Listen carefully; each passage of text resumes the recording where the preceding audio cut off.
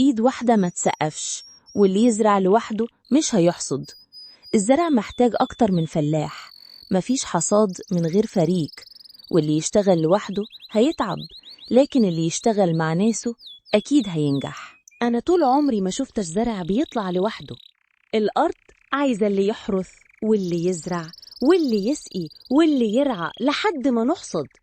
كل واحد ليه دور، ولو واحد بس اتكاسل المحصول كله يبوظ.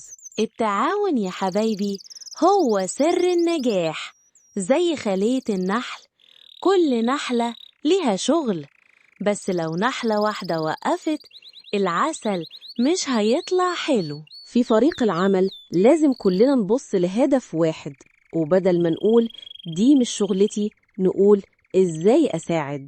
ساعد زميلك، شجع اللي جنبك ومد إيدك وقت الشدة.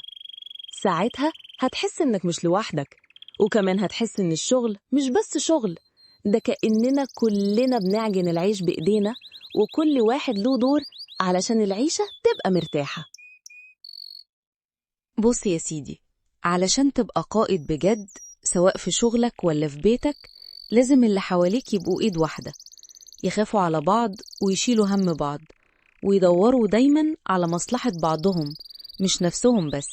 التعاون مش ضعف، التعاون قوة، ودايما نفتكر إيد لوحدها ما تسقفش.